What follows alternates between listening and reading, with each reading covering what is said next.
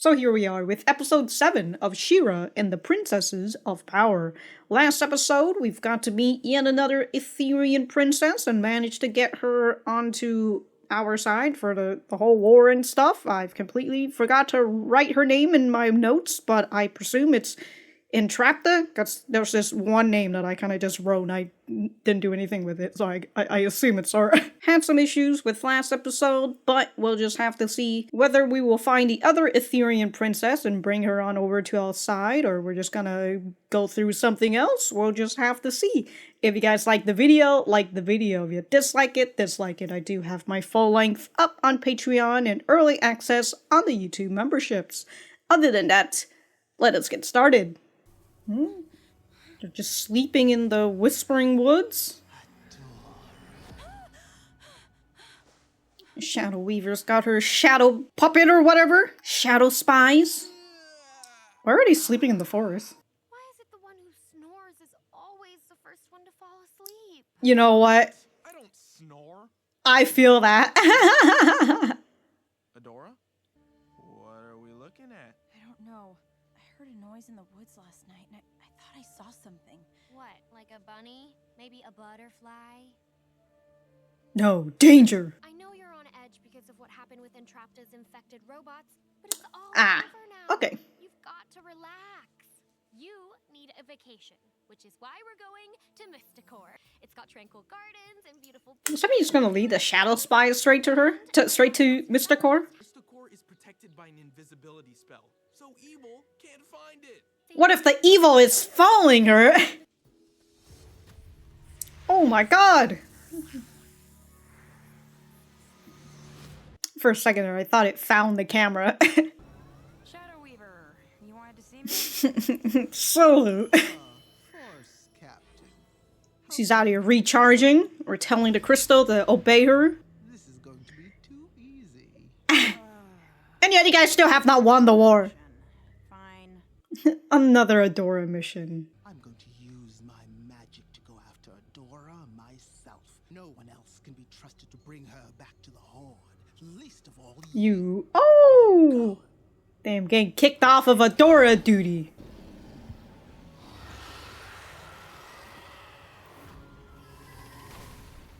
I was wondering when she was gonna close the door.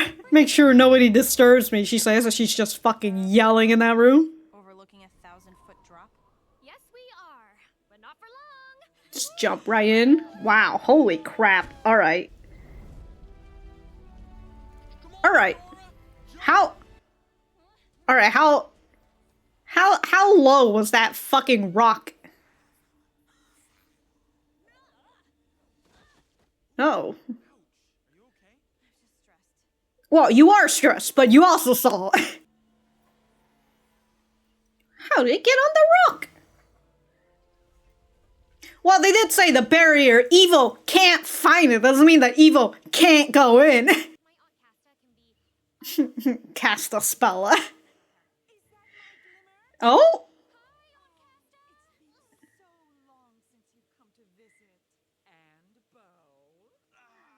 Damn, she's a hugger. This is my friend Adora. She's also sometimes an 8-foot-tall warrior woman named She- So don't get freaked out when it happens. Glimmer has finally started making some new friends. We were all so pleased when she started bringing Bo around. I was sure she had made him up at first. I also see you're not wearing the sweater I knitted for you. I'm wearing the socks you sent me. Well, I've always been fond of this one. This guy's appreciative. We're on a diplomatic mission, Auntie. I'm rebuilding the Princess Alliance and... My goodness, then you must be starving. I'll have a feast prepared. I'm sure your mother hasn't been feeding you. You've come at the perfect time. There's an eclipse this evening. Wow, of course there's an eclipse this evening. Bo and I have had the tour before, and we don't want to get any... Well, your friend is here now. Warmer. Adora has Yeah, exactly. Oh, well, it's up to Adora then. What do you say, my dear? No. Sure. Oh, I like her.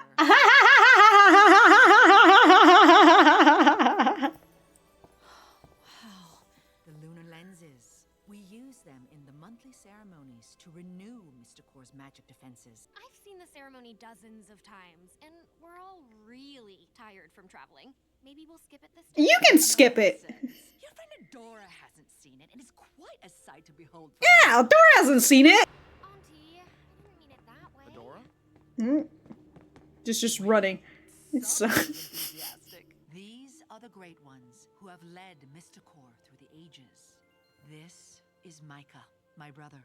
Wait, Glimmer's dad was your brother? Adora, do you know What? I was just hoping someone would eventually explain. We're going to avenge my dad and make sure that the Horde never hurts anyone else. Mom believes in us. And in Shira. Well, if your mother believes, then who am I not to? She's an angelic being after all. I'm just a common... They don't get along. What happened to her?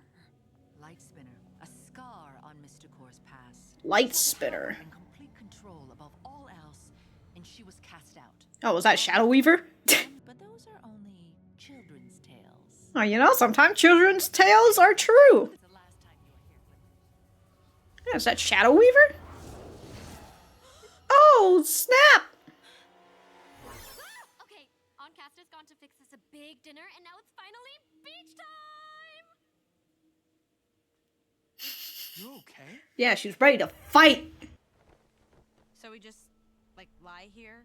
Absolutely! Letting your cares melt away. Didn't you do something like this to relax in the No, she said she's never relaxed before. Well, this is so much better, right, Bo? Of course, he just falls asleep. Honestly, for someone like Adora, she just needs, like, if she's stressed out and all that, like, she's an active person. She needs to exercise instead of doing this. This isn't working for you, is it? No. Can I move now? Can I move now? Clearly, we're going to have to take this relaxation thing to the next level. Oh, it's hot springs? Alright. Let your body go perfectly. Alright, you guys shouldn't be sleeping in here.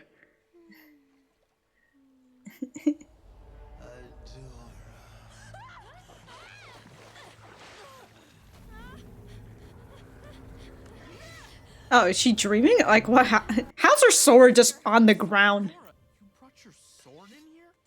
How? Where?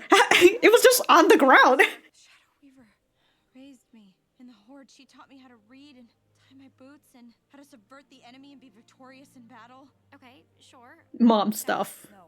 Commanding officer stuff. No, mom stuff. You wanna try something else? We could get massages, or we could find you something to hit. The second one would be better. I'm not crazy. Okay, so I think Glimmer has those wings because, you know, of her mom. But it's not fully grown out. There's no way Shadow Weaver can be here. Oh! Dude, Had high hopes for you, Force. are you just gonna force her to destroy this whole area? Nothing can stop the Horde, least of all you. Show yourself. I mean, a bunch of fucking flower hippies stopped the Horde, so like... New friends buried beneath. Yeah, so she is just gonna straight up fucking destroy this place. Your friend has destroyed 1,000 years worth of sacred rites. Oh, Jesus! Could have destroyed the lenses that protect Mysticore. She didn't mean to. Adora would never. This is the kind of person you hang around with? Ruffians? Ooh, I oughta. You need to sleep. Promise me you'll try. She does not need sleep. You were supposed to be our friend. Oh, this is the shadow. You know what? Maybe you should just go. Kick her out of Mysticore so she can grab her. Holy crap.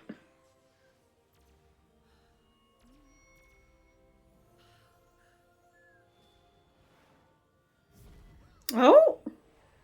Just overtakes. Damn, fucking easy peasy. Oh, and here she is, leaving. I guess Shadow Weaver also takes this too, huh? While she's leaving. And then this is another shadow. Yeah, okay. Everything that's about to happen is your fault, Adora. You're to blame. Oh no! Ah, they're all just taking a nap. It's alright. The eclipse is nearly over, Adora. And when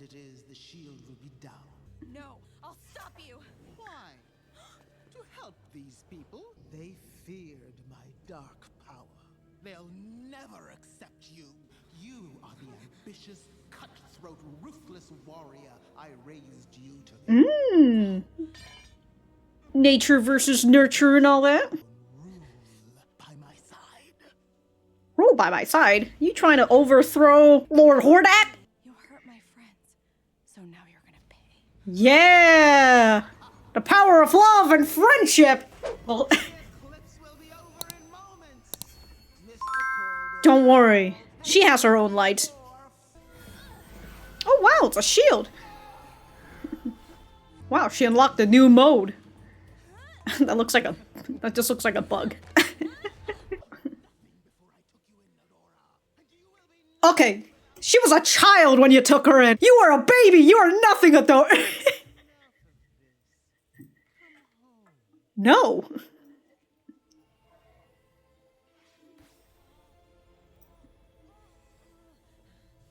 not going back. You have no power over me anymore.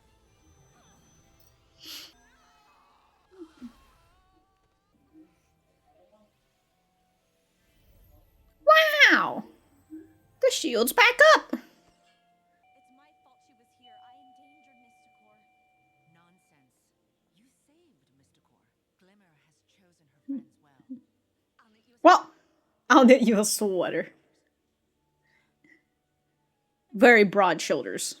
Oh, now she's gotta go sleep. Oh, look at her relaxing by the beach. Instead of water, it's clouds. That's very fun.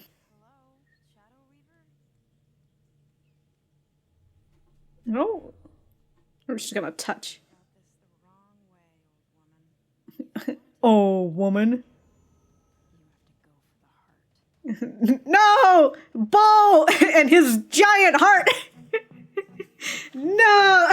Okay, that whole thing that I was talking about, sorry, it sounded like I hear a doorbell or something. Now I'm getting spooked.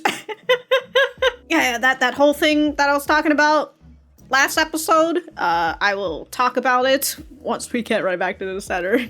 Alright, so that was episode 7 of She-Ra and the Princesses of Power. Let me know what you guys think about it in the comments down below. You know that I always like talking to you guys. For me, I thought that this was a pretty good episode. Maybe great even. As I was talking about in the last episode, where I felt like the tone of that episode was a little whacked. It wasn't balanced well. I felt like they were going for a feeling of horror and comedy, perhaps, but it felt like the comedic bits were overwhelming and a little bit too ridiculous for it to be able to balance out the horror. Because sometimes when it comes to that whole spiel, you know, you have to have a bigger horror in order for the crazy comedy to be able to balance with each other. Right, so I felt like maybe if they muted the comedy bits just a tad and not make Adora the way that she was last episode, I would have liked the episode a lot better. I don't know what you guys think about last episode and whatnot. But in this episode, there's a different writer, and they've decided to take last episode of Adora having been taken over by Entrapta's robot, or the low GPU chips that she's got or whatever, the last one tech that took her over. I decided to take that to consideration and causes her to be a little bit more on edge because of knowing that she has this big weakness that can just take over her and she just loses control, right? Oh yeah, you know what? That suddenly just came into my mind. Control. That's the whole theme of this episode. So the fact that she lost control last episode really comes back to her. And then consider that here in this part, hold on if I can see, here in this part with Adora trying to sleep. These people are sleeping in the forest for some reason. I'm not really understanding why, but you know, we don't need to know about it. All we need to know is that the scene started and Adora is trying to sleep, but she hears Shadow Weaver's voice, and that gets her to wake up. And in the next morning, the two people, as if I don't know who these people, Bo and Glimmer, wake up, and they find that Adora has just been standing all night, watching, standing guard in order to make sure that nobody will attack them. And in terms of her feeling like she lost control last episode, and having sleep deprivation, it really brings in this feeling of paranoia, anxiety, stress, and I thought that it was portrayed well in this episode. You know, the feeling of Shadow Weaver on her shoulder at every single step, right? In her shadows, literally in her shadows, following her, and her feeling like she is always under the clutch of Shadow Weaver. She as in She-Ra, Adora. So, I thought that this whole episode worked a lot better in terms of the way that it balances the small bit of comedy, which is being able to see Glimmer's aunt cast a spell. Very fun. What a fun name that is. And having Adora trying to relax, but just can't relax because she just knows that there is something behind her this whole time. And her friend group, right, they just don't believe her, and they're just like, oh, you're just stressed, and all that. And I just really like the whole, the way that this whole episode was written. It's very nice and tightly packed. We've got less of Catra this episode because, well, you know, Catra's just been sulking. She can't bring Adora back. So Shadow Weaver says that it's her job. She's going to do it her way. And so before all of this, actually, we saw her doing a little touchy touch with with this red gem. Whether she's getting more power or she's just asserting her dominance over it, I don't know. But she's gonna use this stored up power that she has in order to take Adora back, but she also hears that Adora's friends are taking her to Mysticor. Is that what it's called? Mysticor? Which is a place that she used to live before she got kicked out for using dark magic and whatnot, you know, light people. We've been seeing Shadow Weaver's obsession over Adora since Adora had left, right? We've gotten to the point where Horde told Shadow Weaver, stop going after this girl, stop sending units after her. I'm trying to win a war here, lady. Stop focusing on this one girl that I don't give a shit about, and just fucking make whoever a force captain. You know, Catra's right here, she's the force captain now. Alright, now get to goddamn work. Got a war to win. But Shadow Weaver, despite getting reprimanded and being told that she can't do this anymore, she's continuing to do this. And I like that in this episode, we really get to see why she is, or at least have a much bigger idea on why she wants Adora back this whole time. I thought, you know, maybe she knows that Adora is like a lost one descendant, perhaps? At the climax of this episode with Shadow Weaver just overpowering everybody. She just comes in, dude. She doesn't even need to be here to overpower these people. She just needs to channel a freaking shadow. And she has enough power to just fuck. You know what? If Shadow Weaver could have done this, if she could have just followed somebody around for a while, the fight between the Horde and the Bright Moon would have ended so much faster if she could have just done this. Again, the Horde proves to me how competent yet incompetent they are.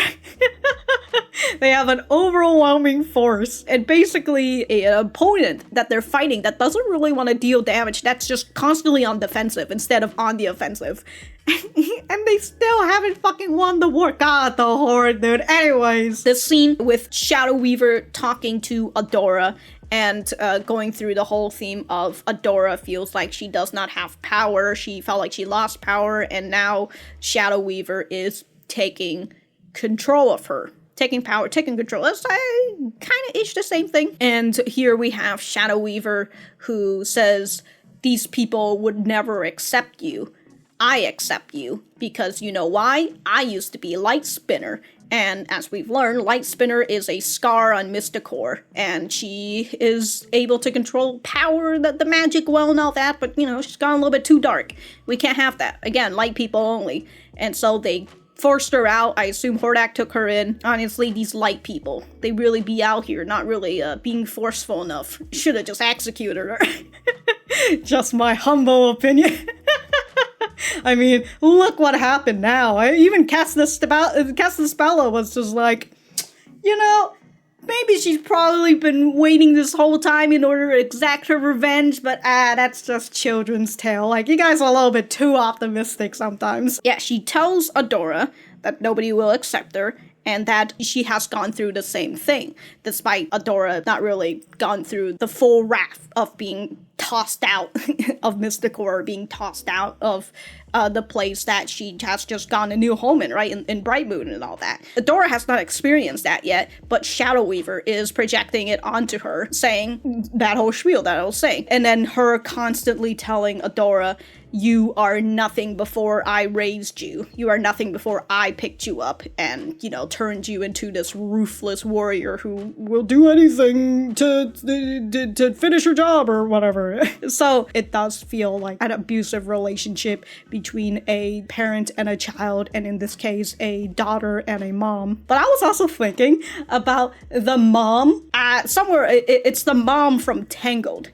I love her song, and that's honestly when I was seeing Shadow Weaver going through all this, talking about how, like, her friends aren't really her friends, you know, she shouldn't be trusting anybody, and the only person that she needs to trust, that she needs to put her heart in, is Shadow Weaver. All I was thinking about was that song from Tangled, which is, like, one of my favorite Disney songs. Was it called Mother Knows Best? There you go. That's this whole scene, basically that song from Tangled. I always like the theme of family, whether it's good or it's bad. I like that Adora is scared of Shadow Weaver. Catra feels the same thing too, right? She's a little bit more of the rebel kid, but the moment Shadow Weaver fucking yells at her, you know, and it's like, get out of my room, you know, Catra just runs right out. So even though she's a little bit more rebellious, but she's still very much a kid, and she's afraid of Shadow Weaver. Catra is fighting Shadow Weaver on her own. She does not have support. And perhaps, you know, that's just how some people will function when they're living with an abusive mother, right? And if they don't have any support, they will eventually grow out of it and hopefully not become like their abuser. But unfortunately, you know, we have a cycle. People go right back into it. But, you know, for maybe someone like Catra, she might be able to grow out of it with emotional scars and mental scars, whichever one, or both. But for someone like Catra, I feel like she might be able to get out of it on her own and be okay with it, because she already has that rebellious, not be okay, but I mean, I feel like okay is the best thing that you can do if you get out of this household, you know? Okay is better than not good.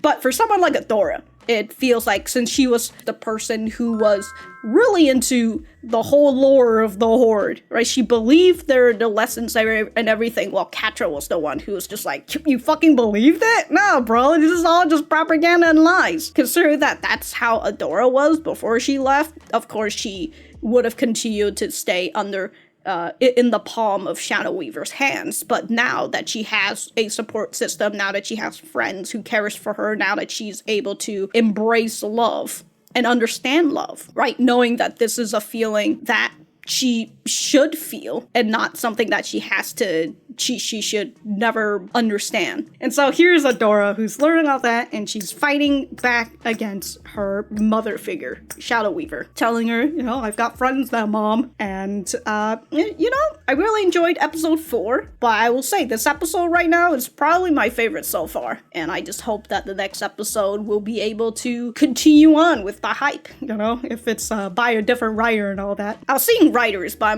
I have not looked at the episode directors and all that too, so haven't seen if there's been a change in directors and whatnot. Oh yeah, just a little side note on Castaspella. So she is Micah's brother, who was Angela's wife. Okay, so she's like her aunt-in-law, technically, right? She's very loving, but I love that Castaspella kind of doesn't like Angela, mainly because Angela doesn't respond back to her mails. You know, I write to her, she never writes back to me. Dude, Angela is probably just a giant fucking tsundere.